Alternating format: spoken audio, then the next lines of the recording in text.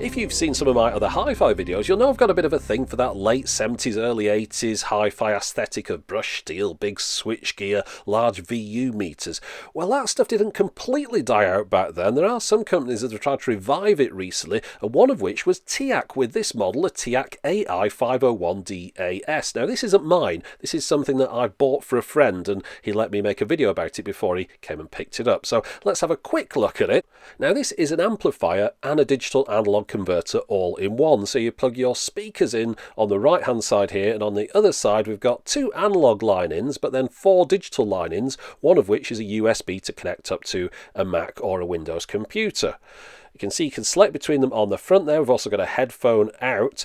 And as I mentioned, beautiful looking machine, also available in black, and it came out towards the end of 2012 in Japan, more like 2013 in the rest of the world. The reviews at the time, when it cost £700, were pretty decent. What Hi-Fi gave it 3 out of 5. They weren't too impressed, but Pocket Lint said it was absolutely superb. So remember, that was at £700. The reason I'm mentioning that is it's still £700 in the UK now. So it's an expensive thing, and that was one of the reasons they scored it down a little bit. They said it was a bit too expensive. But if you look at the bottom here, this model has been discontinued. Yeah, it's an old device now. So what was once $850 in the US has come down quite a bit and is now $450. Now that's the current price, but when I bought mine in January, I managed to get hold of this one for $400. Now, that's not the end of the story, because the shipping and handling to bring it into the UK make it at $556, which is 383 quid. Still a lot better than 700 though. However, then there's the import duties, which is another £75. So all in, my friend owes me £458.25, which is still better than 700 quid. But to be honest, not such a brilliant deal in the UK, really. It's all right. In the US, though, it's a really cracking deal. I mean, $450. I know it's gone up a little bit since I bought it, but still, that's about half what the original price was, and that's including free shipping. Can't argue with that at all. Now, let's have a look what's inside this box. I've got to be careful with this because I've got to pack it all back up again before my friend gets it, so I'm not going to damage anything too much, but we'll give it a good look through here. So let's see what we get. We get the instruction booklet in the top there. We get everything out. So that's everything laid in front of you that's inside the box, other than the amp, of course. I'll show you that in a second. Got the remote and the batteries there. More about that in a moment, actually. Notice the controls at the bottom here. We can adjust the volume, mute, meter, adjust the brightness of the VU meters. Then we've got controls for the things connected via USB, and we can select the different inputs on there as well. We've got the instruction leaflets on how to install the drivers for Windows and Macintosh, and that's important. Again, I'll show you that in a moment. That's the US plug with a kettle plug type thing on the end there. And the instruction booklet, multiple languages. If we just flick through here, get to the end of the English section, you can see we've got 19 pages there. Nicely laid out, nice and simple. There's not really that much to an amp, is there? I mean, you just plug things into it and turn it on and adjust the volume. There's not much that you need to know about. The hardest bit's probably messing around with those drivers if you want to use it with a computer. Now, it's a nice, heavy thing. I mean, it's really hefty. You couldn't hold it at arm's length for long. Well, at least I couldn't, but maybe I'm a wimp. But I say it's pretty tough. It's a good, strong piece of metal equipment, the kind that you don't tend to see an awful lot nowadays. Now, my friend's going to have more than enough inputs on the back there for his equipment. For me, I always need more RCA line-ins, but we've discussed that in another video. As far as the binding posts go, you can put Ys in there, of course, or plug banana plugs in the end. Now, it's important to mention that because this has been imported from the US, it's designed to run on US power, therefore 120 volts. In the UK, it needs to be operated on a step-down converter. And I've got this big one here. Obviously, this isn't going to be the one it runs on eventually, but it's another reason why you might not want to import one of these into the UK if you don't really want to go through all that trouble. Now, I'm going to plug these speakers into it here. These aren't speakers or anything to do with it. They're just ones that I like to use for testing things out. So just plug those into the back there. And I'm going to plug an analog lead into line 1 and just plug the other end of that into my phone so we can test it out.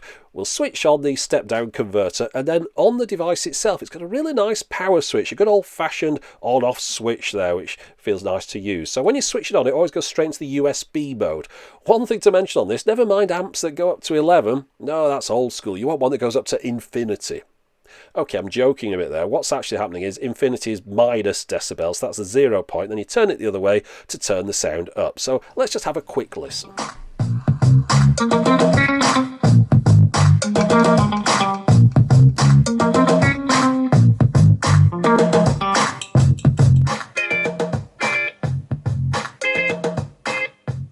Okay, a couple of things to mention here. Those VU meters, whilst they look gorgeous, I don't think they're all that reactionary to the sound. I mean, they are obviously reacting to it, but they're not bang on sharp with every hit like some of the ones I've seen on other devices. They do seem a little bit sloppy, but you know, still better than none. And then the other thing I need to mention is, of course, there's no tone controls on this device. So if you find that you've got not enough bass or not enough treble, not a lot you can do about it. Oh, another thing I noticed while I was messing around with this, I think if you're going to get one of these, you should be aware. I thought, oh no, the remote's not working. That's great, my friend's really going to love that. And then I tested the batteries and found that they were flat, and that's why it wasn't working. Of course, this thing's been sat around probably in a warehouse for a couple of years, so those batteries have died, which is a bit of a shame. Anyway, I put some other ones in. Now this is worth the price of admission on its own. Look at that, a motorised volume control. I mean, if that's not worth picking this thing up for, then what is? I mean, that's just cool, isn't it? Can't argue with that. Oh, and now the remote's working, I can show you this as well. The VU meters, you can adjust the brightness of the light that's behind those, or if you want, you can switch it off entirely. And of course, you can jump between the various sources. If you're not doing it on the remote control, obviously you spin that wheel on the front there to select the different line-ins and USBs and things. Now, talking of which, let's plug a few different things in. So I'll plug a coax in, a USB, and also an optical. So we've got a bit of a choice here. So the coax is going into this Blu-ray player, and I'm going to play an SACD through this. So we'll just have a brief listen to this. Through these fields of destruction. Next, for no other reason than just being a little bit off the wall, I'm going to put a pre-recorded DAT tape into my DAT Walkman.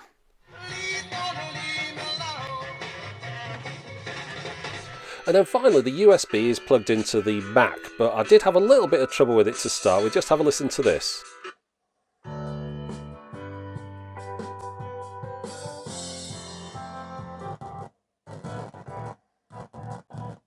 And that's entirely my fault. I tried to run it without the drivers. I thought I was being some sort of clever clogs, but no, you need to install the drivers if you want it to work perfectly, and then it sounds like this.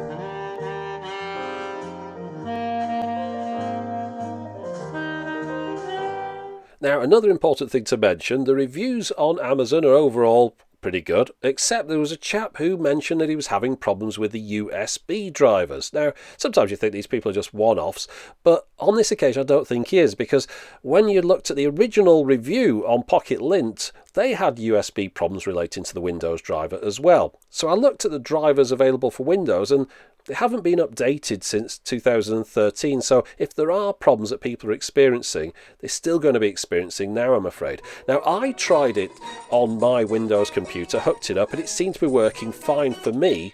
The problems that people were experiencing were the fact that once you disconnect and then reconnect, it wouldn't come back on again. I wasn't having any problems like that at all.